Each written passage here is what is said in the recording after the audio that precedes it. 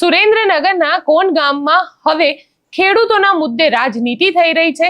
રાજનેતાઓ મેદાનમાં આવ્યા છે। પહેલા કોંગ્રેસ આવ્યું હતું, હવે આમ આદમી પાર્ટી આવી છે, પણ ભારતીય જનતા પાર્ટીના નેતાઓ અહીંયા ગાયબ દેખાઈ રહ્યા છે। નેતાઓનું નામ લેતા જ ખેડૂતો ભડકી પણ જાય છે।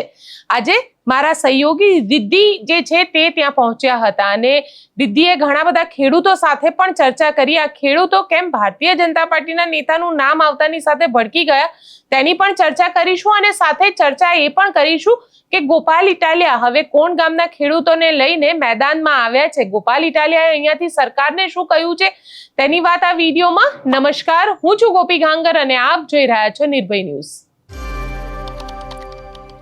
કોણ ગામમાં વીજ કંપની જે છે તેને પોતાના થાંભલા નાખવા છે। આ થાંભલા નાખવા માટે થઈને કંપનીના લોકો જે છે એ મોટા મોટા જેસીબી લઈને ખેતરમાં પહોંચી રહ્યા છે। જ્યારે ખેતરમાં પહોંચે છે તો ખેડૂતોએ વાવેલા જે વાવણી કરેલી છે તે વાવણી ઉપર ક્યાંક ટાયર ફરી વળ્યા છે।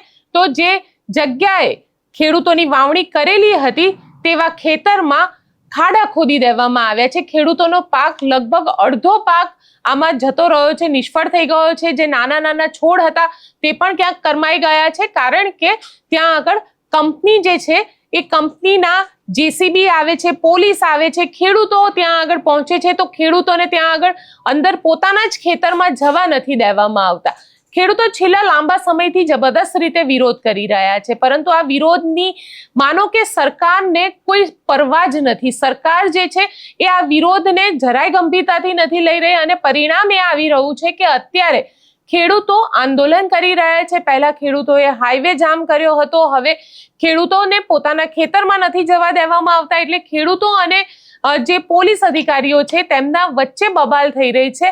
આ બધામાં આજે ત્યાં મારા સહયોગી રિદ્ધિ પહોંચ્યા હતા। રિદ્ધિએ આવા જ ખેડૂતો જે ખેડૂતોના ખેતરની અંદર થાંભલો નાખવામાં આવી રહ્યો છે તેમને વળતર મળવું જોઈએ તે પ્રમાણેનું વળતર નથી મળી રહ્યું। જો એકવાર થાંભલો નખાઈ જશે તો ખેડૂતની જમીનનો ભાવ જે છે તે અડધો થઈ જશે, કારણ કે થાંભલો નખાયા બાદ તેને એને કરવી પણ ખૂબ મુશ્કેલ હોય છે। તો તેવામાં આ ખેડૂતો શું કહી રહ્યા છે તે ખેડૂતો કેમ ભારતીય જનતા પાર્ટીના નેતાનું નામ આવતાની સાથે ગુસ્સે થયા, કારણ કે ત્યાં આગળ રાજુ કરપડાની વાત કરવામાં આવી। પૂછવામાં આવ્યું કે રાજુ કરપડાને લઈને તમે શું કહેશો, કારણ કે સુરેન્દ્રનગર ધાંગધ્રાનો એ પટ્ટો છે જ્યાં આગળ રાજુ કરપડાની એક કર્મભૂમિ રહી છે। આ એ જ જગ્યા છે જ્યાં આગળ 2018 થી રાજુ કરપડા સતત આંદોલનો કરતા આવ્યા છે અને આંદોલનો પણ ખેડૂતો માટેના, ખેડૂતોના હક માટેના આંદોલન કરતા આવ્યા છે।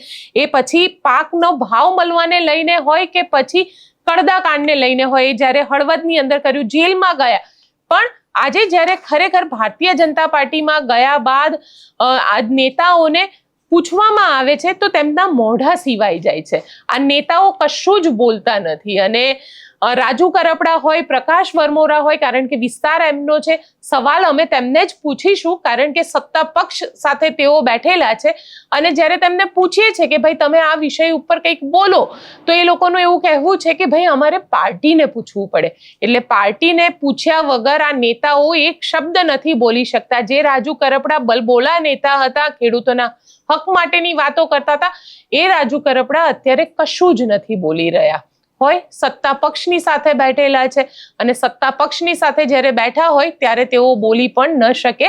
તેનું જીવતું જાગતું ઉદાહરણ એટલે રાજુ કરપડા। જે ખેડૂતો સાથે રિદ્ધિએ વાત કરી છે તે સાંભળીએ। તો અત્યારના કલેક્ટર શું કહે છે? એમ કહે છે કે હવે મારું ના ચાલે, 3 વર્ષ સુધી હું કંઈ દેખાતું નથી। કોંગ્રેસના આવ્યા હતા અને આજે આમ આદમીના આવવાના છે સાંજે, ગોપાલભાઈ ઇટાલી, બાકી કોઈ બીજા રાજકારણીઓ નથી આવ્યા। એટલે તમને એવું લાગે છે કે ખરેખર જો નેતાઓ આવે તો આ કામ અટકી જાય એમ? ના ના ના, નો અટકે કોઈ રાજકારણ। ભાજપ સરકાર જ એવી છે કોઈ નથી, કામ અટકાવવાનું જ નથી, આ ચાલુ જ રહેવાનું છે। એટલે હવે જ્યારે આ ખેતરમાં થાંભલા નાખવાનું ચાલુ થયું તો એવું લાગ્યું ને કે હવે ધારાસભ્ય બદલવા જોઈએ, જે બોલે એવા જોઈએ? આ બદલવા જ પડે ને, એમને ખબર જ છે કે હવે અમને વોટિંગ નથી આપવાના, એમને પોતાના હતીમાંથી નથી આવતા, નકર તો એમને વોટિંગ જોતું હતું અહીંયા આવે ને, આવીને ભલે એ કંઈ કરી ન હોય કે હાલો એમનું ન ચાલે, આપણે એમ નથી કહેતા, પણ અહીંયા આવીને ખંભોથી ખંભો રાખી શકે ને કે ભાઈ હું મહેનત કરું છું, પણ એ નથી ને એમનું, એમ તો અમે કઈ રીતે વોટિંગ આપીએ એમને? એટલે હવે એવું કહેવા માંગે છે કે જે રીતે ખેડૂતો છે એમને ક્યાંક પૂરતું જે વળતર છે એ મળવું જોઈએ। બીજા પણ છે તેમની સાથે વાતચીત કરવી છે। તમારા ખેતરમાં નુકસાની છે કંઈ? હા, ખેતરમાં તો અમારે બધા જ એ કોઈ એવું ખેડૂત નથી કે જેના ખેતમાં નુકસાની નથી અત્યારે હાલ. ઘણા ખેડૂતો એવા છે કે જેની પાસે 10 વીઘા જમીન છે તો 5 વીઘાનું તો નુકસાન કરી નાખ્યું, તો 5 વીઘામાં એનું ભરપોષણ ક્યાંથી થશે? તો સરકારે એવું કીધું કે 5 વીઘાનું જે છે તો અમે એ પ્રમાણે સર્વે કરીએ કે એને એટલું વળતર મળી જાય. હજી સરકાર તરફથી કે આ પાવર ગ્રીડની લાઇનના અધિકારી તરફથી કોઈ તરફથી જે કોઈ પણ ખેડૂતનો રિસ્પોન્સ આવ્યો નથી કે અમે આટલું વળતર આપશું. જે ખેડૂતની માંગ છે એ પૂરું કરવામાં એ લોકો હા નથી પાડતા. અને જો 200-300 ખેડૂત ભેગા થાય મીટિંગ કરીને તો 600-700 પોલીસ આવે છે. ખેડૂત ડબલ પોલીસ કરે છે એ તમારા માણસો છે કે પછી આ કંપની વાળાના છે? બધા કંપની વાળાના માણસો છે, કારણ કે ખેડૂતને અહીંયા અવાજ નથી દેતા. અત્યારે તમે લોકો અહીંયા ન્યૂઝ આવ્યું એટલે એ લોકો હવે આડું કરીને સારું કરવા માટે બધી મહેનત કરી રહ્યા છે. બાકી તમે જોઈ શકો કે આ મગફળીમાં પાણી ન થયું, મગફળી હુકાવા માંડી છે. આમાં મિનિમમ 2 થી 3 લાખનો ખર્ચો કરી નાખ્યો. હવે આ પૈસા તો નથી આવવાના, પણ આ 2-3 લાખ બીજા જવાના છે ને. અને જે આ થાંભલાનું તમે જોઈ રહ્યા આવડા ખાડા કરીને મૂકી દીધા, આની અંદર આ લાઈન નાખીને વજે છે, પછી 10 વર્ષ તો આમાં કંઈ થવાનું જ નથી ને ખેડૂતને. કારણ કે નુકસાન જે અમારું હાલ અત્યારે નુકસાન કરી રહ્યા છે એ તો એનું વળતર આપવા એ લોકો તૈયાર નથી, તો બીજું ક્યાંથી આપવાના છે? અને ખોટો વિરોધ કરે એટલે એ લોકો ઉપરથી કરી અને બધી રીતના બળજબરીથી કામ કરે છે. અત્યારે આવીને 10-15 ખેડૂત ભેગા થાય અને હિટાજી મશીન બંધ કરાવે એટલે તરત પોલીસની ગાડીઓ આવી જાય છે. કારણ કે ખેડૂત એના હિસાબે તમે અત્યારે જુઓ કોઈ એવો ખેડૂત ભેગા નથી થયા, કારણ કે બધા ખેડૂતને અત્યારે સિઝન ચાલુ છે, ડિટેન કરીને લઈ જાય તો ખેતી એમને પડી રહે એવું છે. અને એક બાજુ અત્યારે 800-900 ફૂટેથી પાણી લઈ અને ખેતી કરે છે. કેનાલ બંધ છે હજી હાલ, તો જેમ તેમ કરીને જે પાણી પાવા દેવામાં ધોરી આવે, જે જગ્યાએ પાણી આવે છે બધું ખોદીને મૂકી દીધું છે, તો પાણી ક્યાંથી પાવાના? તો સિંચાઈનું પાણી ટાઈમસર નથી મળતું? બિલકુલ નથી મળતું. તમે જોઈ શકો છો ને, કારણ ઉપરના ભાગમાં જે જગ્યાએ પાણી મળ્યું ત્યાં મગફળી લીલી છે, આ બાજુ બધે હુકાવા માંડી, કારણ કે ખાડા ખોદીને મૂકી દીધા, રસ્તા બંધ કરી દીધા છે બધી જગ્યાએથી. રાજુ કરપડા તો અહીંયાથી ગાયબ છે. હવે તેવામાં પાલ આંબલિયા, લાલજી દેસાઈ જેવા નેતાઓ પણ મેદાનમાં આવેલા છે. લાલજી દેસાઈ, પાલ આંબલિયા પણ આજે ત્યાં આગળ હતા. પાલ આંબલિયાએ એસડીએમ સાથે બબાલ કરી નાખી અને એસડીએમ સાથે જે બબાલ થઈ તેના લાઈવ દ્રશ્ય પણ સામે આવ્યા. ક્યાંક એસડીએમ પણ એવું કહી રહ્યો હતો કે તમે માની જાઓ, આ જે કામ થઈ રહ્યું છે તે કરવા દો. પાલ આંબલિયા પણ પોતાની વાત ઉપર અટકેલા છે. પાલ આંબલિયા અને એસડીએમ આ બંને વચ્ચે જે બબાલ થઈ છે તેના એ દ્રશ્ય જોઈ લઈએ.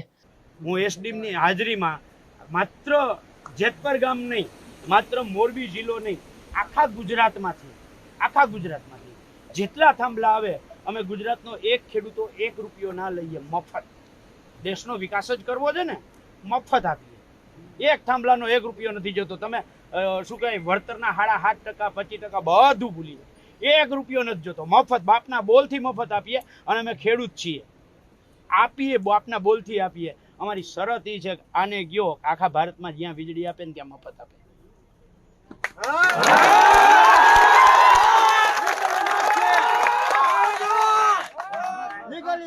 બાપના બોલથી મફત થાંભલા ખોડવા દેવા છે. આ લોકો કંપની વાળા આખા ભારતમાં તો એને વિકાસ કરવો જોઈએ કે ના કરવો જોઈએ દેશનો?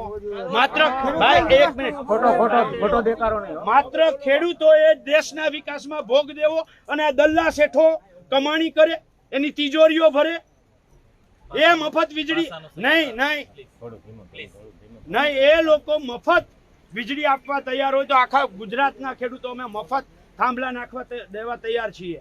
55 ગીગાવોટ રિલાયન્સ, 29 ગીગાવોટ અદાણી આ જે વીજળી પેદા કરે છે એ મફત, બરાબર છે, આખા ભારતમાં. ભલે તેલંગાણામાં આપશે, જમ્મુ કાશ્મીરમાં આપશે, બિહારમાં આપશે, એ આપણા ભાઈઓ છે, ભારતનો ભાગ છે. અમે આમ હરખથી સાહેબ સામેથી કેવું કે મારા ખેતરમાં ખેડૂતો બાદ છીએ કે મારા ખેતરમાં થાંભલો નાખો, મફત મારા ખેતરમાં થાંભલો નાખો. શરત એટલી છે કે આ લોકો મફત વીજળી આપવા જોઈએ. સાહેબ આ ભારતના વિકાસના નામની પાછળ આ લોકોને કમાવવાનો ધંધો છે. તમને 100 જણા તમારા એસડીએમની તમારી ઓફિસમાં રાહ જોઈને બેઠા છે, તમે કહ્યું, અને તમને અહીંયા દોડાવ્યા છે આ 2 જણા માટે, દેશના વિકાસ માટે નહીં. અહીંયા આલ સાહેબને ડીવાયએસપી સાહેબને અહીંયા ધોડીને આવવું પડ્યું છે.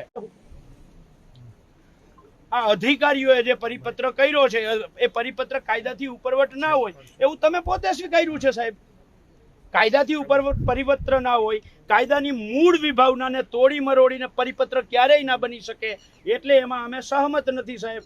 અમને માર્કેટ ડિટર્મિનેશન કમિટી મુજબ અમને અમારો વેલ્યુઅર નિમવાની સત્તા આપો અને પછી આ કામ કરવા આવો. અમારી બહુ સ્પષ્ટ વાત છે. કાયદા મુજબ અમે અપેક્ષા રાખીએ છીએ કે અમે જે અધિકારીઓને પરસેવો પાડીને મહેનત કરી અને પગાર આપીને ખુરશી ઉપર બેસાડ્યા છે એ અધિકારીઓ જે કાયદો છે એ કાયદાનો અમલ કરે, નહીં કે ધન્ના શેઠો માટે બનેલા પરિપત્રોનો અમલ કરે. હું એક વસ્તુ ખાલી આપને કહી દઉં કે આજે મોરબી કલેક્ટર કચેરીમાં કોરોનામાં ગુજરી જાય, વીજ લાઈનની સુનાવણી થાય, એમાં મૃત વ્યક્તિ નથી, પછી મરી ગયા પછી 2 મહિને હાજર બતા. પાલ આંબલિયાને સાંભળ્યા આપણે કે કઈ રીતે અત્યારે તેઓ હક માટે, ખેડૂતોના હક માટે થઈ અને સતત આ જગ્યાએ હાજર છે. હવે આમાં રાજનીતિનો પણ વાયશય આવે છે. ગોપાલ ઇટાલિયા અહીંયા આગળ પહોંચે છે. ગોપાલ ઇટાલિયાને પણ પોતાની રાજનીતિ ચમકાવવાની છે. ગોપાલ ઇટાલિયા ખેડૂતોની વાત તો કરે છે, પણ સાથે સાથે હુમલો અને ટાર્ગેટ સરકાર ઉપર છે. કારણ કે વીજ કંપની જે છે એ તો સરકારી કંપની છે, સરકાર એની અંદર જવાબદેહી બને છે. તો તેવામાં ગોપાલ ઇટાલિયા હવે સરકારને લઈને શું કહી રહ્યા છે? કારણ કે તેમને વિધાનસભાની અંદર પોતાનું એક બિન રાજકીય અને બિન સરકારી જે બિલ છે એ બિલ પણ લાવ્યા છે. એટલે એક વિધાયક લાવવાની વાત કરી રહ્યા છે. તેમને મૂક્યું છે વિધાયક પટલ પર અને તેના ઉપર હજી ચર્ચા થવાની બાકી છે. તેના ઉપર જે મત પડવા જોઈએ વિધાનસભાની અંદર એ પડવાના બાકી છે. પણ અહીંયા વાત કરી રહ્યા છે જે ખેડૂતોના ખેતરમાં વીજળીના થાંભલા નખાવાના હોય તો તેમને વળતર કેટલું ચૂકવવું જોઈએ? વળતર એટલું જ ચૂકવવું જોઈએ જે 2026માં જમીનના ભાવ છે. અને જો થાંભલો એકવાર નખાઈ જાય તો તેને એ થાંભલાનું પછી તેમને ભાડું કેમ ન મળે, તેને લઈને પણ સવાલ અહીંયા આગળ ઊભા કર્યા છે. ગોપાલ ઇટાલિયાને સાંભળી લઈએ. તાલુકાઓમાંથી દૂર દૂરથી પધારેલા સૌ ખેડૂત આગેવાનો, યુવા દોસ્તો, વડીલો, બધાને મારા પ્રણામ, બધાને મારા જય શ્રી કૃષ્ણ. સૌથી પહેલા તો કોંઢ ગામના અને આજુબાજુના ઘણા ગામમાં લડાઈ ચાલે છે. મોરબીમાં પણ છે, હળવદમાં આ મુદ્દો છે. એ બધા ખેડૂતો જે પૂરી તાકાતથી, મજબૂતીથી લડાઈ લડી રહ્યા છે પોતાના હક અધિકાર માટે ડર્યા વગર, એ બધાને હું પ્રણામ કરું છું, સેલ્યુટ કરું છું કે તમે પોતાના અધિકાર માટે આટલું લડો. અને આ કોંઢ ગામને વિશેષ મારે નમન કરવા પડે એટલા માટે કે ગામ એક તો એવડું મોટું ગામ છે.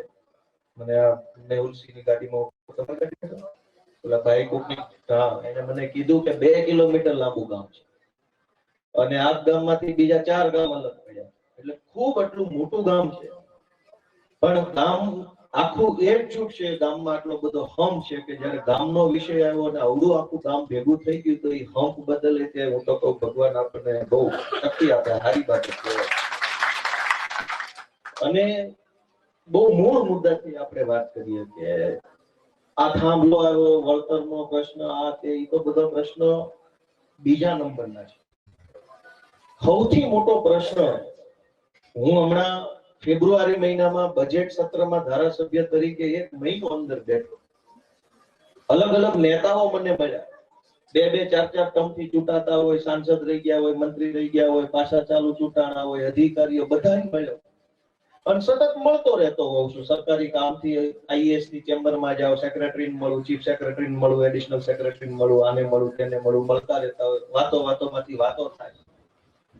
સૌથી મોટો મુદ્દો એ છે કે ગાંધીનગરમાં બેઠેલા મોટા મોટા સાહેબો અને એ સાહેબોના સાહેબો એટલે કે નેતાઓ, એ બધાને ખબર પડી ગઈ છે કે આખા ગુજરાતમાં માણસ બધું વેર વિખેર થઈ ગયું છે.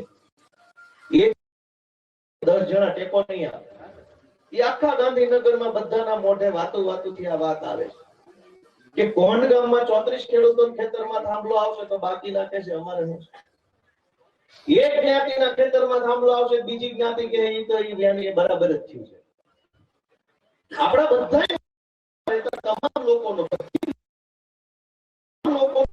પેલો મુદ્દો એ આપણને એવી રીતે જોવે છે કે કોઈથી ભેગા નહીં થાય. ક્યાંય કોઈ મુદ્દો ગમે એવો બનશે. થાંભલાનો મુદ્દો તો હમણાં પહેલા 500 મુદ્દાઓ હશે. પાણીનો, ખાતરનો, જે કઈ માલ પાક્યો હોય વેચવા જાવ તો ઉપજનો, ટેકાના ભાવનો, દવાનો, બસનો, 500 બેઠેલા જે કઈ સાહેબો છે ખબર પડી કે કોઈ એક નહીં થાય. બધા પોતાનો મુદ્દો લઈને મથ્યા કરશે. જેના ખેતરમાં થાંભલો આવશે એટલા માણસો તે દુઃખ વ્યક્ત કરશે, બાકીના ભેગા નહીં થાય કઈ. તો મારી એક ખેડૂતના દીકરા તરીકે ગામડાના છોકરા તરીકે તમારા બધાના દીકરા તરીકે એક વિનંતી છે કે આપણે આ જે કાંઈ મુશ્કેલી આવી છે એમાંથી સૌથી પહેલો સંદેશ તો એ જ આવવો જોઈએ કે બધા એક છે, બધી નાતના માણસો એક છે, એકને જરૂર પડશે તો લાખ પડશે. અને હું પોતે ક્યાંય કોઈ પાર્ટી વાળો થઈને આવ્યો નથી. હું તો ખેડૂતના દીકરા તરીકે ગામડાના માણસ તરીકે આવ્યો. પાર્ટીના નેતા તરીકે આવવાનું હોય તો એનો મતલબ જ વધતો નથી, એનો કોઈ અર્થ જ નથી. કેમ કે પાર્ટી તો આ છે, સમાજ ક્યારેય નાશ ન પામે. પાર્ટીનો નાશ થઈ જાય, હોદ્દાનો નાશ થઈ જાય, ધારાસભ્યના પદનો નાશ થઈ જાય, આજે છીએ પણ માવતરનો નાશ ન થાય, સમાજનો નાશ ન થાય, આપણા ખેડૂત વર્ગનો નાશ ન થાય. એ હંમેશા રહેવાનો. એટલે જે હંમેશા જે એનું બની રહેવું પડે આપણે.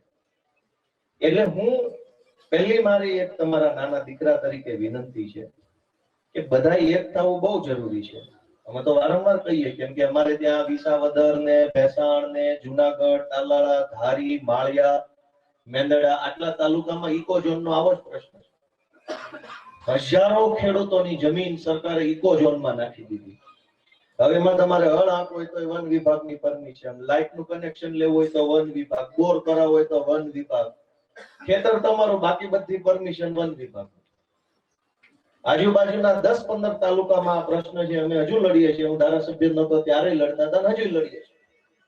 આ બાજુ આપણે ધાંગધ્રામાં, માળિયામાં, હળવદમાં, મોરબીમાં, ખંભાળિયામાં, જામજોધપુરમાં, લાલપુરમાં, દેવભૂમિ દ્વારકાના બીજા તાલુકામાં, કચ્છની બાજુમાં ગાંધીધામથી પેલું ભચાઉ બાજુથી બધા આ આખા વિસ્તારની અંદર થાંભલાના પ્રશ્ન. ચારેય બાજુ થાંભલે થાંભલા. આખો વિષય ખાલી વળતર વધુ મળી જાય પૂરો નહીં થઈ જાય. દરબારે મારું ધ્યાન દોર્યું કે ભાઈ બાજુમાં 900 રૂપિયા મીટર આપે ને અહીં 300 આપે છે. હું એમ કહું છું 9000 રૂપિયા આપે તો મુદ્દો પૂરો નથી થતો. મીટરે 9000 આપે તમારા ખેતરમાં 2 થાંભલા નાખ્યા, અત્યારે 50 લાખ રૂપિયા વળતર દાખલા તરીકે મળ્યું. ભવિષ્યમાં ભાઈઓ ભાગ મારવાના,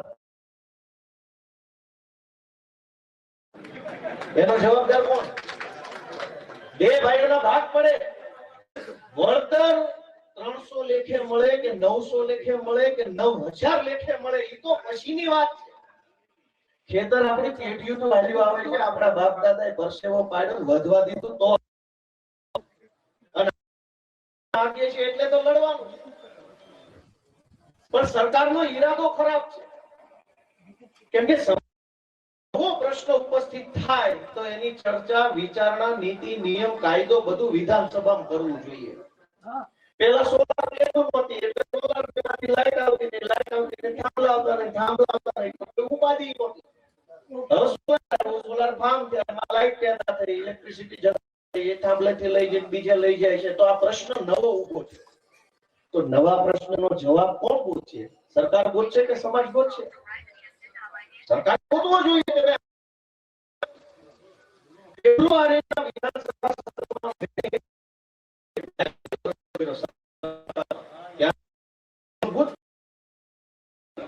પૂરો ઈને સરકાર ધ્યાને મંત્રી સાહેબ મળ્યો. કેમ કે ભરૂચમાં આ પ્રશ્નો બહુ છે. બધા જિલ્લામાં આસપાસમાં અનેક જગ્યાએ થાંભલાના પ્રશ્નો ચાલે છે. સૌરાષ્ટ્રના અલગ અલગ ગામડામાં થાંભલાના પ્રશ્નો ચાલે છે. મેં સરકારનું ધ્યાન દોર્યું કે આપણે એક એવો કાયદો બનાવીએ કે નીકળતું હોય. એમાં પહેલો મુદ્દાનો કાયદો મેં રજૂ કર્યો કે જે જમીન અત્યારે 10 વીઘા જમીન હોય, કોંઢ ગામમાં એક ભાવ આવતો હોય, 10 વીઘાની જમીન આવે એટલે 10 લાખ વાળો વીઘો ન વધે. પછી ઘટી જાય, નો ઘટી જાય ભાવ. તો આપણી જમીનની કિંમત જ ઘટી ગઈ, એનું વળતર કોણ દે? જેના ખેતરમાં થાંભલો આવ્યો ઈ વેચવા જાય. અત્યારે હું ભાવ આવે, થાંભલા વગરની જમીનમાં ભાવ તો 900 આપે કે 9000 આપે, પડી ગયો લાગતમાં જે ફરક પડ્યો એ કોણ ચૂકવશે? મારી વાત કે કિંમતમાં કરી નાખ્યો થાંભલાના કોક તો દો. બીજો કે અનેક ગામડાઓમાં જમીન એવી છે કે આવનારા 5 પર બાંધકામ થઈ શકે એમ ગામની હાવ નજીક હોય. એ કોઈ કે બહુ વર્ષે થવાની સંભાવના ન હોય, ખેતી જ થાય. પણ જે જમીન ગામના છેવાડા પછી તરત આવતી હોય, ન્યા થાંભલા નાખ્યા હોય, તો આજથી 5 વર્ષ પછી ત્યાં પ્લોટિંગ કરવાનું થાય ત્યારે થાંભલા વાળી જગ્યા અને કોરિડોર વાળી જગ્યામાં બાંધકામ ન થઈ શકે, એને ન થઈ શકે, ત્યાં ઈંટે ન મૂકી શકાય. તો એટલી જમીનનું નુકસાન ખેડૂતને ગયું. 80 જગ્યા જે છે, પહેલું ખેતર હોય થાંભલો જે રોડે જે જોવા ગયા, તો પહેલું જ છે. 10 વર્ષ પછી બાંધકામ થાય એવું જ છે. 80 ની જગ્યા કોઈ બાંધકામ નહીં થાય, એ જમીન પડતર રહેશે અને આજીવન હવે જમીન તમારા કામની ન રહી, તો એ 80 નો ટુકડો બનતા લાઈન આવી કોરિડોર આપણો આખો આજીવન ફેલ ગયો પેઢીઓ સુધી, એના પૈસા કોણ દેશે? અને પહેલો મુદ્દો એ છે કે આજે વળતર ચૂકવવાની વાત છે, વળતર છે ને જમીનનું થાંભલો મૂક્યો એનું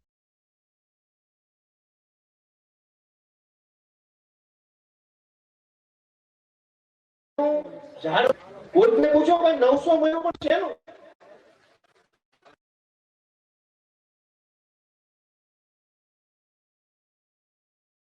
જમીનનું કે હું અવળી આખી સરકાર હાલે છે, કોઈને ખબર જ નથી શેનું વળતર હાલે છે. વળતર શેનું તમે મને એમ કહો. મેં સરકારમાં રજૂઆત કરી છે, વળતર શેનું?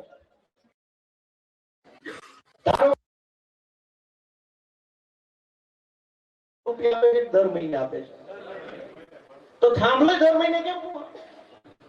એક વખત 10 લાખ નથી જોતા, 20 લાખ નથી જોતા, 50 લાખ એક વખત શું કામ? તમે અમારા ખેતરમાં થાંભલો નાખ્યો, એમાંથી તમે 100 વર્ષ કમાવાના, મને એક વખત 5 લાખ આપી વાત પૂરી કરી દેવાની. થાંભલો તમે ક્યાં જમીન વેચાતી લઈ લીધી છે, સંપાદન કરી તો સંપાદન કરી લઈ લો ભાઈ. ધારો કે તમે 80/80 ની જમીન છે, એને અત્યારે જે ભાવ હાલતો હોય એ ભાવે સરકારના નિયમ પ્રમાણે વેચાતી લઈ લો, મંડી માંડી દો તમારા થાંભલા પર, પછી જે કરવું એ કરજો. જમીન વેચાતી નથી લીધી, એનો અર્થ એ કે આપણી જમીન ઉપર થાંભલો છે તો એનું એક વખત વળતર ન હોય, દર મહિને વળતર હોવું જોઈએ ભાડાના સ્વરૂપમાં. મોબાઈલ વાળો દર મહિને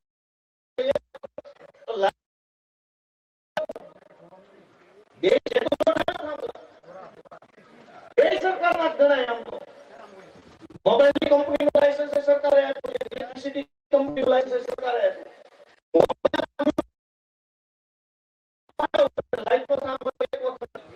એટલે મેં સરકારમાં આ બધી જ વસ્તુ ફેબ્રુઆરી મહિનામાં રજૂઆત કરી હતી, પણ હવે દુર્ભાગ્ય એવું કે આપણા ખેતર સુધી હિતાશી ન આવે ત્યાં સુધી આપણે જેને ગોપાલ ભલન બરાડા પાડતો એને તો નવરો છે. હું ફેબ્રુઆરી આવ્યો, કોણ સાંભળે કે પાડો હાંગરતો લાગે, પૂછો થયો હોય જાગો મારા માય બાપ, જાગો નકર નહીં વધવાને, છોકરા સિવાય કઈ વચ્ચે નહીં. આવું નવું હાલ્યું કઈ ખેતર નહીં, માલ નહીં, ઢોર નહીં, મિલકત નહીં, કઈ છોકરા વચ્ચે પૂછવાનું તમારે મિલકતમાં કે અમારે બે. બીજું શું વધે છે આમ નામ રહેતું? આ તો આપણા બાપ દાદા સરકારે થોડી કોર્પોરેશન બાપ દાદાએ મહેનત કરી આટલું વધ્યું, આમ નામ હાલત હવે શું વધે? ફેબ્રુઆરી મહિનામાં આ વાત વિધાનસભા ધણધણાવી કીધી કે ભાઈ કાયદો બનાવો. હવે તમે હજુ એક વસ્તુ સમજો, સરકાર એમ કહે છે કે એક દેશ એક કાયદો, one nation one election, one nation one rule. સરકાર એવું કહે છે ને. અને હમણાં વન નેશન વન ઇલેક્શન ની કંપનીની મીટિંગ હતી, એમાં હું નિશુદાન ગયા હતા. એક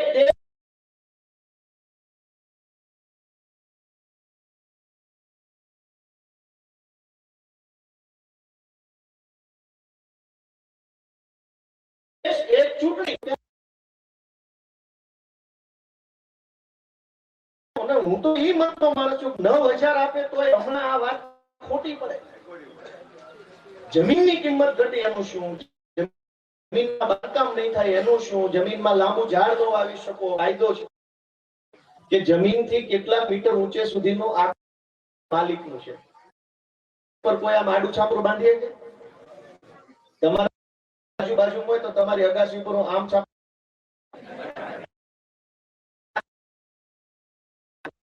અગાસી એટલે આકાશ. તો જેનું ખેતર 1 મીટર સુધી નાળિયેર વાવો કે 50 ફૂટ લાંબુ ઝાડ વાવો, એ અધિકાર ખેડૂતનો છે, જેની જમીન છે. નવ તાર નીકળે એટલે લાંબુ ઝાડ નહીં વાવી શકાય. તો એ સ્પેસિફિક સરકારે રોકી લીધું. વળતર નું કોઈ પૂછતું નથી. મંત્રી સાહેબને સચિવને સમજાવ્યું તમે અમારું આ ચલાવો. બે બાજુ કોરિડોર મૂક્યો હોય, જે તાર નીકળશે થાંભલો તો સમજો 40x40 નો છે.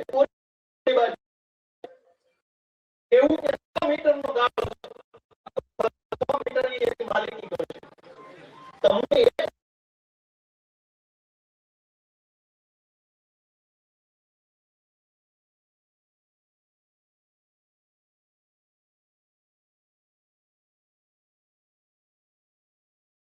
વખત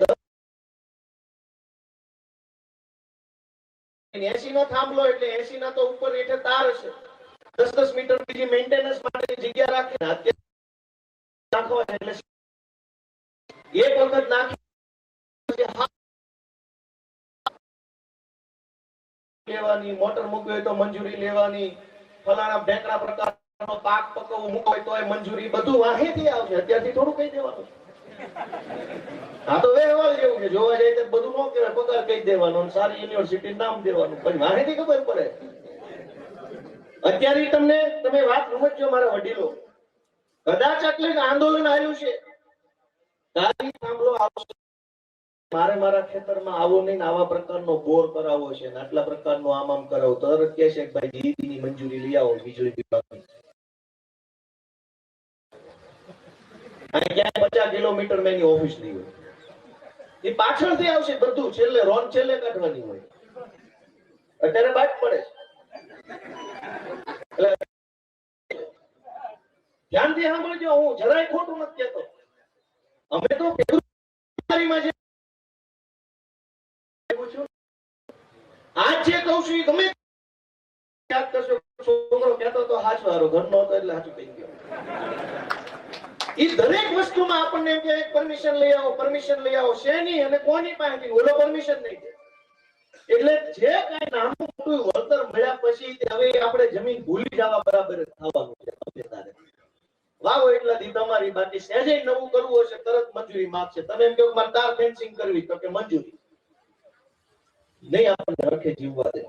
ક્યાંક વન વિભાગ, ક્યાંક વીજળી વિભાગ, ક્યાંક સિંચાઈ વિભાગ, આ બધા ભેગા મળીને ખેતી ન કરી શકે એવો માહોલ આખો ઉભો કર્યો.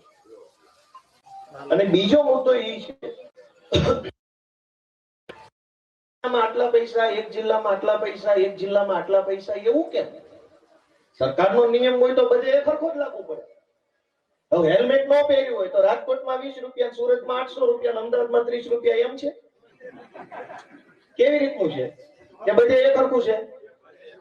કયો છે બધા જે જાણતા હોય એ કયો ભાઈ, બધે એક સરખું છે, નોખું છે? તો આમાં કેમ નોખું છે? સરકારનો નિયમ હોય તો એક સરખો જ હોવો જોઈએ. તો એનો અર્થ એમ થયો કે આ સરકારનો નિયમ નથી, મન ફાવે એવો છે. નાખવાનું, પાતળું આવે તો લઈને વહી જવાનું. સરકારનો નિયમ હોય તો બધે એક જ હોવો જોઈએ. અમદાવાદના કોન્સ્ટેબલનો પગાર 35,000 ને સુરેન્દ્રનગર વાળાનો 30,000, એમ છે? બધાનો સરખો છે ને?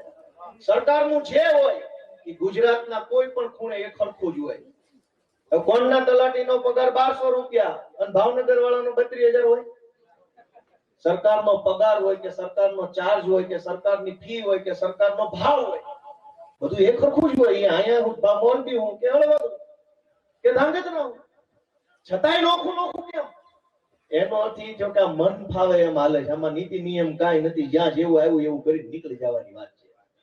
જો અત્યારથી જ્યાં મન ફાવે એવું હાલતું હોય તો પાછળથી શું થાય?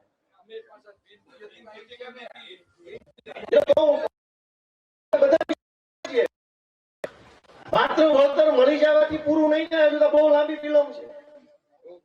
50 લાખ રૂપિયા મળશે તોય વાહે હેરાનગતિ ધરાય ઊભી છે.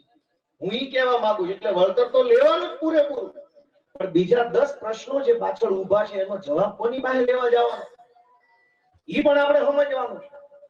અને જે કાંઈ આપણા નેતાઓ આગેવાનો એને રિક્વેસ્ટ કરવાની છે કે ભાઈ સાહેબ બાપા બધાય પાર્ટીના બધાય નેતા, નાના મોટા તાલુકા જિલ્લા વિધાનસભાના ભેગા મળીને આનો રસ્તો કાઢો. પહેલી વાર આમાં તો શું હોય, સમાજનું કામ છે, ગામનું કામ છે, આમાં પાર્ટી હોય ને બીજી પાર્ટી હોય, બધા ભેગા મળીને કરો મારત. પછી સમાજને જે સારું લાગે એ જાણે. મારો વિષય એમ છે કે સરકારની પોલિસી હોય તો બધા જિલ્લામાં એક સરખું હોવું જોઈએ, પણ બધા જિલ્લામાં એક સરખું નથી. એનું કારણ શું ખબર છે કોઈ?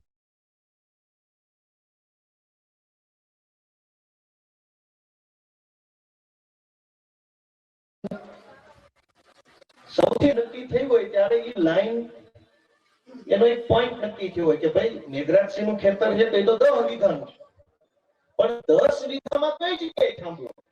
લીમડાવાળી બાજુ, કુવાવાળી બાજુ, ઉપલા શેડે, હેઠલા શેડે, હાવ વચ્ચે હોય કે થોડુંક પડખા વગું, કોઈકોર કેકોર? સમજે છે મારી વાત? 10 વીઘાના ખેતરમાં થાંભલો ક્યાં? એનું ખેતર તો નક્કી થઈ ગયું, મેઘરાજસિંહ ખેતરમાં થાંભલો આવશે, એ વાત બરાબર છે. સર્વે નંબર 8 માં આવ્યો થાંભલો, પણ સર્વે નંબર 8 માં કઈ બાજુ? એ અક્ષાંશ અને રેખાંશથી નક્કી કરે કે આટલા પોઈન્ટ ઉપર જ થાંભલો આવશે. ગૂગલ મેપ થી નક્કી થયું હોય, એ ફિક્સ પોઈન્ટ જ હોય. પણ આ લોકો શું કરે? નાખતા જાય એમ નક્કી કરતા જાય, આંકો નાખો, આંકો નાખો, આંકો નાખો, આંકો નાખો. એના કારણે શું થાય કે કાગળ ઉપર સર્વે નંબર 8 માં થાંભલો આવતો હોય, અહીં નાખવા આવ્યો હોય તો સર્વે નંબર 32, એટલે પોલીસ બધું લઈને આવવું પડે. તમને ખબર નથી કે મારા થાંભલો છે કે નહીં. અક્ષાંશ રેખાંશ નો આપે એના કારણે શું થાય કે જેનામાં ખોટી રીતે થાંભલો આવતો હોય એને એમ કે તને 2 લાખ વધુ આપું, બોલતો નહીં. જેને વધુ પૈસા આપ્યા હોય સમજી લેવાનું કાંઈક ખોટું એને કર્યું તો જ આપે, નગર એટલા બધા હારા હોય તો થાંભલો શું કામ? જ્યાં વધુ પૈસા આપ્યા સમજી લેવાનું કંઈક ખોટું કર્યું છે એટલે આપણને મૂંગા રહેવાના પૈસા આપ્યા. અક્ષાંશ રેખાંશ નો બહુ મોટો ખેલ આખા ગુજરાતના થાંભલામાં હાલે છે. કોઈને નકશો નથી આપતા કે એક્ઝેક્ટ કયા અક્ષાંશ અને કયા રેખાંશ ઉપર આ થાંભલો જલાય. તું મને બતાવ. અત્યારે જે ખાડા આપણે જોયા એ ખાડાનો કાગળ ક્યાં અક્ષાંશ રેખાંશ વાળું કે આ જ અક્ષાંશ ને, એટલે ગૂગલ માં ઉભા રહીને જોવો તો એ જગ્યા આવે. આખી દુનિયામાં ક્યાંય પણ જાવ એક આંકડો એક જ વખત હોય, 52.25 હોય દાખલા તરીકે અક્ષાંશ, તો દુનિયામાં બીજે ક્યાંય 52.25 નો એક કોડમાં 38 પર જાવ તો આખી દુનિયામાં એક પોઈન્ટ હોય. એટલે આખી જમીન અક્ષાંશ રેખાંશથી નક્કી થયેલી છે ગૂગલમાં. આ લોકો મન પાવે ત્યાં થાંભલા નાખે અને કોઈ વાજો વાદ વિવાદ ન થાય એટલે પછી ઉપરથી વધારાના પૈસા આપે. અને બીજો મુદ્દો કે પૈસા કઈ બધાને મળતા નથી. નાખવા માટે થઈને થોડું ઘણું જેને જે જેવો માણસ, જેટલું વજન, જેટલો માથાકૂટ, જેટલો ઢીલો, જેટલો ટાઈટ, એ પ્રમાણેના પૈસા આપીને થાંભલા નાખીને વહી જાય. પાછળથી કોઈ કઈ દેતા નથી. મેં સરકારમાં એમ રજૂઆત કરી કે જેટલા પણ થાંભલા જે ખેતરોમાંથી અક્ષાંશ અને રેખાંશ પ્રમાણે નીકળવાના છે એ તો કંપનીને ખબર જ છે કે survey number 8, survey number 10, survey number 35, survey number 37 માંથી એ તમામ સર્વે નંબરોના ખેડૂતોને કંપનીએ જેટલા પૈસા દેવાના થતા હોય એ તમામ પૈસા પેલા મામલતદારના સરકારી ખાતામાં કંપની એક હામટા 100, 150, 200 કરોડ જમા કરાવી દે. મામલતદાર સર્ટિફિકેટ આપે કે બધા ખેડૂતના પૈસા મારા ખાતામાં સરકારીમાં આવી ગયા, પછી કામ ચાલુ કરવું. અત્યારે શું કરે કંપની? અલગ અલગ ખેડૂતનો કોન્ટેક્ટ કરે એટલે એક બે જણા માની જાય એટલે લડાઈ નબળી પડે. થાય કે ન થાય? થાય કે ન થાય? આવું એક બે ખેડૂતને અલગ મળે, ઓલાને અલગ મળે, ઓલાને અલગ મળે, ઓલાને અલગ મળે એટલે 2-3 જણા ક્યાંક કોઈ પણ પ્રેશરમાં આવી જાય. પછી અલગ અલગ ખેડૂતોને મળવા એમની જ્ઞાતિના નેતાને મોકલે, એમની જ્ઞાતિના આગેવાનોને મોકલે, એમના ધંધા બંધા હાલતા હોય ત્યાં થોડુંક દાગ દબાણ કરે એટલે એક બે ખેડૂત ક્યાંક મૂકો લપ પડતી એટલે આખી લડાઈ તૂટી જાય. તમારે જયારે પૈસા દેવાના છે તો બધા જ ખેડૂતના પૈસા એક સાથે મામલતદાર ઓફિસમાં જમા કરાવી દેવા જોઈએ. પછી બધું કામ ચાલુ કરવાનું. જેમ જેમ કામ પૂરું થતું જેમ મામલતદાર ઓફિસથી ચેક આવતા જાય એટલે ઉપાધિ. હવે કંપની ક્યાં ગોતવા જાય? તમે આખા ગુજરાતમાં એક બીજો મુદ્દો છે કે બધી જ કંપનીઓની ઓફિસ અમદાવાદ, ગાંધીનગરમાં. ક્યાંય કાઠિયાવાડ આખામાં કોઈ કંપનીની કોઈ ઓફિસ નથી. એટલે તમારે રાવ ફરિયાદ કરવી, પત્ર લખો, રૂબરૂ જાવું તો જાવું ક્યાં? વચ્ચે મામલતદાર કે કલેક્ટરને લખવા માંગતી નથી કે ભાઈ જે કાંઈ વિષય બને એ બધું જ મામલતદારની જવાબદારી અથવા કલેક્ટર કે પ્રાંત અધિકારીની જવાબદારી. કંપની સીધી પોલીસ લઈને આવે. હવે આ મજાનો વિષય જે હું ફેબ્રુઆરી મહિનામાં બોલ્યો તો, જો કોઈ યુવાનોને યાદ હોય તો, મેં એવો પ્રશ્ન પૂછ્યો હતો કે કચ્છ જિલ્લામાં અને દેવભૂમિ દ્વારકા જિલ્લામાં ઓન પેમેન્ટ બંદોબસ્ત, આ કાયદાનો શબ્દ છે. ઓન પેમેન્ટ બંદોબસ્ત એટલે પૈસા આપીને પોલીસ ભાડે લેવાની કેટલી ઘટના બની, એમાં પોલીસનું ભાડું કેટલું આવ્યું. સરકારે મને લેખિતમાં ગૃહમંત્રીએ વિધાનસભામાં લેખિતમાં જવાબ આપ્યો કે દેવ દ્વારકા અને કચ્છ જિલ્લામાં 18 કરોડ રૂપિયા લઈને પોલીસ ભાડે આપી કંપનીઓ. અહીં જે બધા આવ્યા છે સરકારી કામ કરવા નથી આવ્યા, ભાડે આવ્યા. આને ઓન પેમેન્ટ બંદોબસ્ત કહેવાય. કોઈક જુવાનિયા ભણેલા હોય આરટીઆઈ બાટીઆઈ કરજો જિલ્લામાં નાયન થાય ભાડે આ કંપની પોલીસને પૈસા આપે. અમારે 50 પોલીસ વાળાની જરૂર છે એટલે ઓલા કે કેટલા રૂપિયા થાય તો કે 12 લાખ મોકલી દો. તો મેં વિધાનસભામાં એવી માંગણી કરી કે અમને ભાડે આપો, એને 4 પીએસઆઈ ભાડે આપો, ખેડૂતોને 2 પીએસઆઈ ભાડે આપો, અમારા બેન એના 4 ભલે બથો બધા સુધી આપો અને એના 4 ને આપણા 2 જેદી પતે તેથી થાંભલો નાખો. તમે એને ભાડે આપો, અમને આપો ભાડે. ભાડે તમારે પૈસા લઈને દેવા છે. કંપની દો, મને દો, છગનભાઈ દો, મેઘરાજસિંહ દો કે ભાઈ રાણા સાહેબ ને દો, હું ફરક પડે? પૈસા લઈને દેવા છે. એની પાસે જાજા હોય તો એને 3 ડીવાયએસપી આપો, અમને 1 આપો અને બેયના એના શેડે મૂક્યાવાના. તમે એના 1 આપો તો પછી ભલે આપો. તમે એને જ કેમ ભાડે આપો? આ કોઈ સરકારી કામ નથી કરવા આવ્યા. યાદ રાખજો દોસ્તો, આ વિધાનસભામાં ગૃહમંત્રીએ લેખિતમાં આપેલો જવાબ છે ભાડે આવે. આપણને મારવા માટે કંપનીને સરકાર પોલીસ ભાડે આપે છે. જાઓ મારો. અને ભાડેથી સરકારી કામમાં નહીં, દેશનું કામ નહીં, સમાજનું કામ નહીં, રાષ્ટ્રના કામ માટે નહીં, ભાડે મારવા માટે પોલીસ મળે છે આ ગુજરાતની અંદર. દોસ્તો યાદ રાખજો બધા વકીલો, આ કઈ યાદની વાત છે? મેં વિધાનસભામાં પૂછેલું છે અને સરકારી વેબસાઇટ ઉપર આજે એ વસ્તુ લખેલી પડી છે મારા નામથી. નેવા વેબસાઇટ છે NEVA. એ વેબસાઇટ ઉપર મારો પ્રશ્ન ને એનો જવાબ દે અત્યારે ઓનલાઈન છે.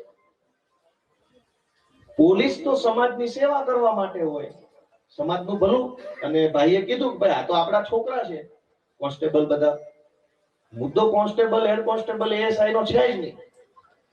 ઉપર જે સાહેબો મોટા મોટા બેઠા છે એમાં મોટા ભાગના તો ગુજરાતના જ નથી. એટલે અડધું તેને આપણી એમ કઈ પડી ગયું હોય, નો આપણા મોઢે રહેવું હોય, નો એને વ્યવહારમાં રહેવું હોય, નો નાત જાતની શરમ હોય, ના કઈ લેતી દેતી હોય, કઈ બેનો દીકરીઓનો વ્યવહાર હોય, એને આપણી આડી શું આવે? ક્યાંક ગુજરાતી અધિકારી બેઠો હોય તો ગમે ત્યાંથી 4 ગામ ફેરવીને હગાવાલાનું નામ વટાવીને થોડોક શરમાવી શકાય. હા હિન્દી ભાષી ક્યાં એનો છેડો લેવા જવું? બાકી ગુજરાતી કાકા બાપા ફઈ ફુવા વેવાય હાળા હાડુભાઈ બનેવી ના બનેવી કરીને પકડી લે. થાય કે ન થાય? પોણા ગુજરાતના મોટા મોટા આઈજી ની એસપી ની બધા હિન્દી ભાષી છે. આપણી પીડા એ સમજે નહીં અને કંપનીનું કામ કરે છે. અને કંપનીની વાત મજાની છે કે એરપોર્ટ ઉપર જઈ 4 વ્હીલ મૂકો તો 1 કલાકના 300 રૂપિયા. આપણા ખેતરમાં 100 વર્ષ થાંભલો મૂકવાના પૈસા ખાલી 5 લાખ 10 લાખ 20 લાખ કલાક ઉપર અમને ભાડું આપી દે. ભલે થાંભલો માર્યો કલાક ઉપર નક્કી કરો કલાકના 1000 રૂપિયા તો ભલે રહ્યો. કેમ એમ નહીં? એરપોર્ટ ઉપર કલાક ઉપર ભાડું છે, પાર્કિંગ ચાર્જ નું રેલવે સ્ટેશન જાવ તો કલાક ઉપર ભાડું છે કે નહીં? સુલભ શૌચાલયનો ચાર્જ છે. ત્યાં લેવાનું કાંઈ નથી, દેવાનું છે ન્યાય ચાર્જ લેવામાં આવે. આખું ખેતર ઉપાડી જાય. ખબર છે? 10 રૂપિયા 5 રૂપિયા શું કામ? એનું છે. તો આ ખેતર આપણું છે, લાવો. હું હજુ એમ કહું છું 10 લાખ આપે કે 20 લાખ આપે એ તો લેવાના છે, પણ એક જ વખત કેમ? આ થાંભલો જેટલા વર્ષો સુધી ખેતરમાં ઉભો રહેશે એટલા વર્ષ સુધી આ થાંભલામાંથી કમાશે નહીં કંપની. તો કંપની વર્ષે જે કમાઈ નફાના 35% પૈસા અમને દર મહિને આપી દે. 0.35% નફાના ભાગીદાર બનાવી દો, શેર હોલ્ડર બનાવી દો. આ પાવર ગ્રીડ કંપની છે જેના ખેતરમાં થાંભલો ઈ ખેડૂત છે, ઈ કંપનીનો શેર હોલ્ડર. 1 લાખ શેર આપી દો કંપનીના. પણ આજીવન જેટલો શેર વધે એટલા ડિવિડન્ડ આવે, કંપની નફો કરે તેટલું.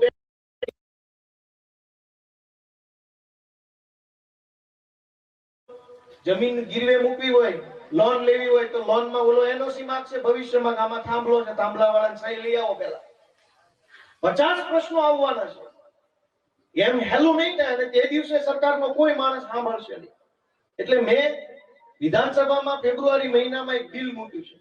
બિલ એટલે એવું કે ભાઈ કાયદો એક પ્રકારનો, પણ કાયદો એટલે ન કહેવાય કે અત્યારે એ બહુમતીથી પાસ નથી થયું. મેં એમાં 4-5 મુદ્દાનું બિલ મૂક્યું છે, વિધાનસભામાં દાખલ થઈ ગયું છે. હવે જો બધા ધારાસભ્યો એમાં મત આપે તો એ કાયદો બની જાય. મેં એવો નિયમ કર્યો છે કે અત્યારે થાંભલો નાખવા આવે ત્યારે માર્કેટ કિંમત જમીનનો જે ભાવ આ વિસ્તારમાં હાલતો હોય ઈ ભાવના 50% રૂપિયા રોકડા એમના ખેડૂતને એક વખત આપી દેવા, પછી દર મહિને એનું ભાડું આપવાનું. જ્યારે ઈ જમીનમાં બાંધકામ કરવાની જરૂર ઊભી થાય ભવિષ્યમાં ક્યારેય પણ 10 વર્ષે 20 વર્ષે 30 વર્ષે જ્યારે ખેડૂતને એમ લાગે કે મારે આખી જમીનમાં બાંધકામ કરવું છે, ઈ વખતે જેટલી જમીન બાંધકામમાંથી છૂટી જાય, જે જમીન પર બાંધકામ ન થઈ શકે, ઈ જમીન વેચાતી કંપનીએ ઈ વખતે ત્યારે જેટલો ભાવ આવે ઈ ભાવે આખું 80/80 ની જમીનનો દસ્તાવેજ કરાવી લેવાનો, એને બાકીની જમીન આપણે બાંધકામ કરી નાખવાનું. અને વધતા અત્યારે જમીનમાં થાંભલો આવ્યો એના કારણે જમીનની જે માર્કેટ કિંમત ઘટે છે, ઈ ઘટાડો છે ઈ સરકારે એટલે કે કંપનીએ ખેડૂતને આપી દેવો. આટલા મુદ્દાનો કાયદો મેં વિધાનસભામાં મૂક્યો છે. બધાય ધારાસભ્યો જો બહુમતીથી મત આપે તો આ કાયદો પાસ થઈ જાય અને ખેડૂતોને આ રીતે મળતું થાય. હવે અમારી પાસે તો 4 છે, 4 મત આપી તો બહુમતી થાય નહીં, કાયદો પડી જાય. એટલે હમણાં મતદાન નથી થયું એના ઉપર. ચોમાસું સત્ર હમણાં આવશે ત્યારે કદાચ એની ઉપર મતદાન થશે. જો બધાય મત આપશે તો ખેડૂતોનું ભલું થાય, બધાય મત નહીં આપે તો અમારા ફરફરિયા પાછા આવશે, ઘરમાં બંધ કરી લઈ જાઓ. મેં જે કાયદો મૂક્યો એ ઓનલાઈન છે, વેબસાઈટ ઉપર આ બધા યુવાનો વાંચી શકશે. એમાં બધું જ લખ્યું છે કે કઈ કઈ વસ્તુનું વળતર આપવાનું. જો બધાને એમ લાગે કે આ થવું જોઈએ તો તમે સરકારને રજૂઆત કરો કે ભાઈ ઓલું બિલ વિધાનસભામાં જે દાખલ થયું છે એને બધાય મત આપે.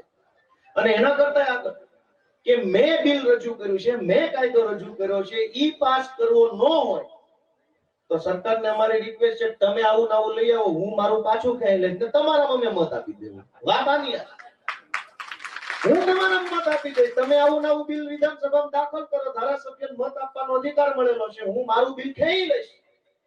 મારી સહી કરીને એક સચિવને કાગળ આપો, બોલું બિલ પાછું ખેંચું છું એટલે ક્યાં જાય, તમે નવું લઈ આવો અને અમારી આખી પાર્ટી તમને મત આપશે, આવું જો બિલ તમે લઈ આવો તો તમારા નામે ચડાવી દો. મારે તો ખેડૂતને કંઈક મળવું જોઈએ. અને એટલે આ આખા વિષયની અંદર અનેક બધા વિષયો સંકળાયેલા છે. છેલ્લી વાત કે વળતર નક્કી કેવી રીતે થાય છે, 900 કેવી રીતે, 300 કેવી રીતે, કોઈને ખબર છે?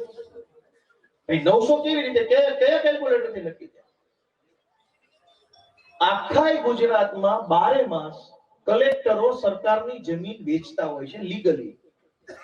કોઈ પણ કંપની માંગે, કોઈ સંસ્થા માંગે, કોઈ એનજીઓ માંગે, કોઈ વ્યક્તિ માંગે તો સરકાર એને જમીન સરકારી વેચતી હોય છે. આ 12 માસ હાલે.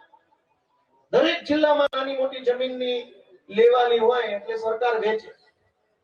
સરકાર વેચતી વખતે મીટરનો જે ભાવ ગણે છે એ જ ભાવ મીટરનો ખેડૂતોને તમે આપી દો ને આમાં, એટલે વાત પૂરી થઈ જાય.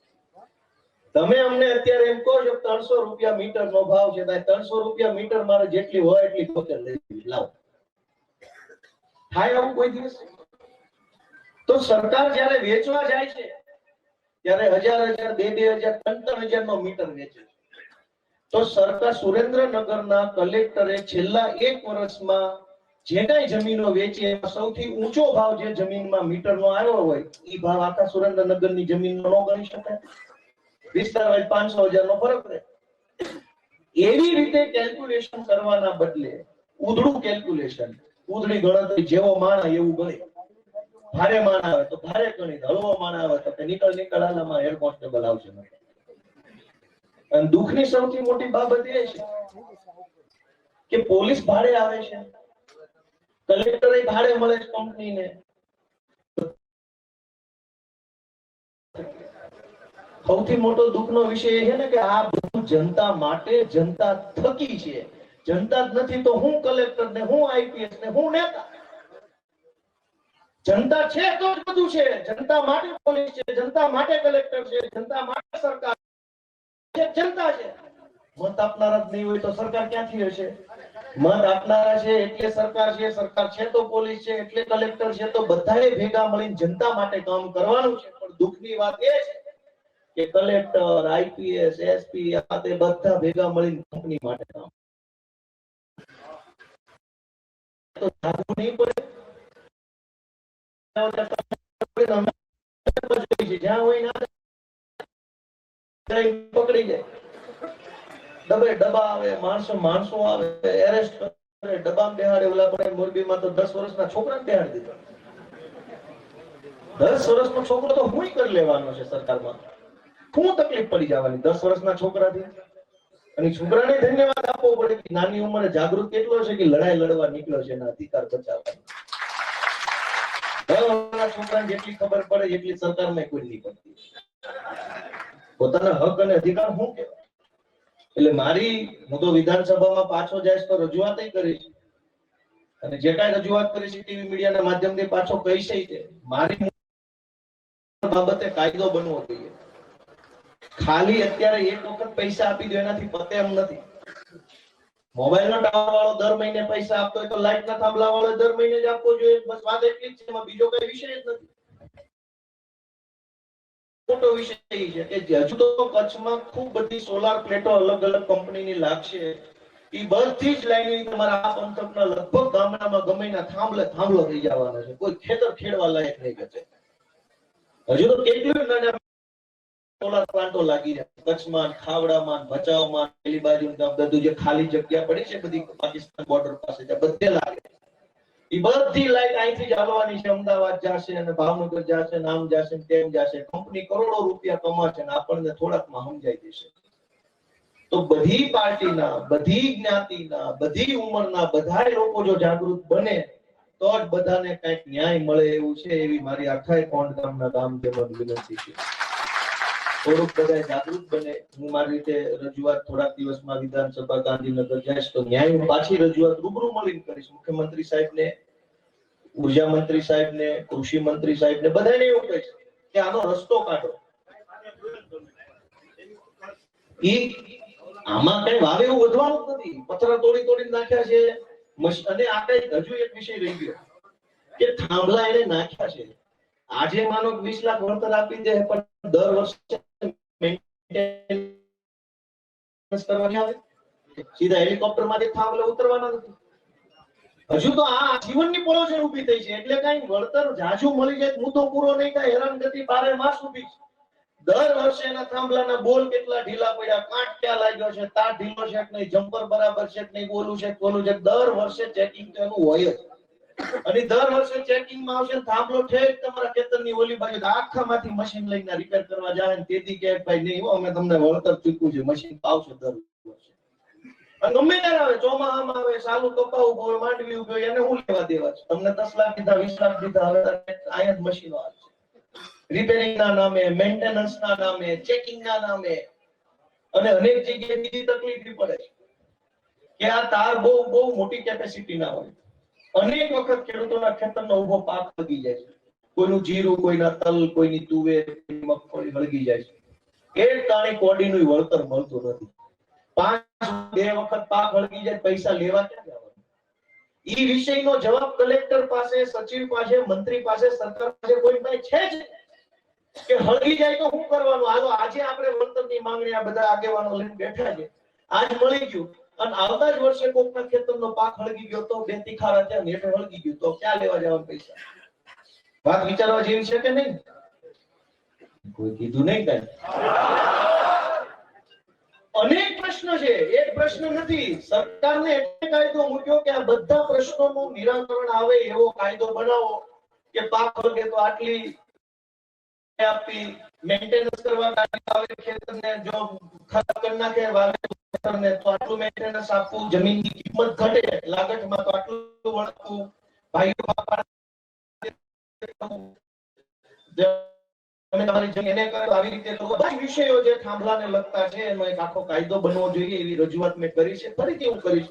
અને તમારા તરફથી મને કઈ રજૂઆત કરવાની હોય તો તમે મને કહેશો તો એ વિષય પણ હું લઈને જઈશ. અને જે કઈ ખેડૂતો વતી લડાઈ લડવાની હશે એમાં હું પાછો ભેગો બધાની હારે રહીશ. ખેડૂતના છોકરા તરીકે પાર્ટીમાંથી તો મેં કીધું ઘડી હોય નોય હોય, ખેડૂત કાયમ હોય. આપણો સમાજ, આપણું ગામ, આપણા વડીલ હંમેશા હોય. તમે બધા એટલા બધા જોશ સાથે અહીંયા એકઠા થયા કે બધાનો બધાને ખૂબ ખૂબ પ્રણામ કરું છું. રાણા સાહેબ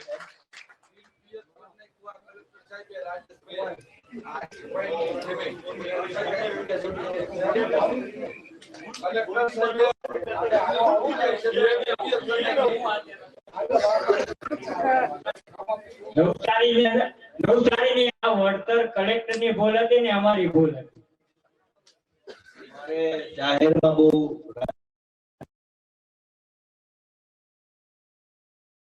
ભગવાન ભરોસે છે, ક્યારેક તક મળશે ને તો આ ગામના 7-8 આગેવાનો રૂબરૂ મળવા લઈ જશે તેમ જે કયો ને મંત્રીને, અને તમે તમારા નજરે જોશો કોઈ કઈ ખબર જ નથી. સિરિયસલી મારે કઈ રાજકીય વાત મેં મારા ભાષણમાં નથી કરી અને કરવી નથી, પણ આ તો તમે કીધું એટલે હું ધ્યાન દોરું છું. ત્યાં કોઈને કઈ ખબર નથી કે આપણે કેમ જીવીએ છીએ, કેટલી તકલીફ છે, કેટલી પીડા છે, કેવું કેવું હાલે છે, મામલતદારો, કલેક્ટરો, એસપી હું કરે છે, ત્યાં કોઈ એટલે તો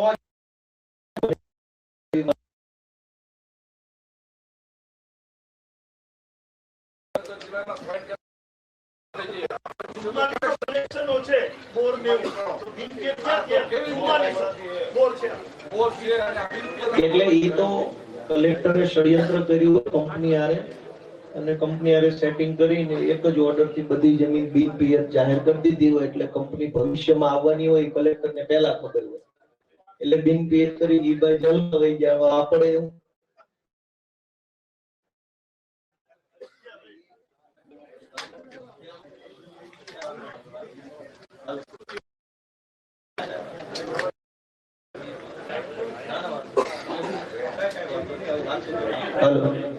વાત તો બધી લગભગ પૂરી થઈ ગઈ છે, પણ છતાંય કોઈ આગેવાનો કે મારું ધ્યાન દોરવું હોય તો કહી શકો છો.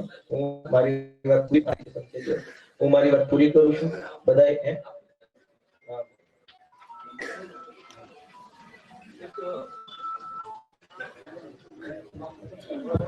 માન્ય ગોપાલભાઈ ને આપણા બધા વતી રજૂઆત એ કરીએ છે કે આ બધા વળતર ને પૈસા ને આ બધું તો બરોબર છે, પણ જે રેડિયેશન આપણો ને આપણા સંતાનો ને એના સંતાનો જે જ્યાં બલ્બ જગી જતો હોય એ રેડિયેશન લેવાના એનો કેન્સર થશે, આપણા છોકરાઓ વાવવા જશે, ઈ વળતરનું ગણતરીને આકારણી કઈ રીતે કરી શકશે?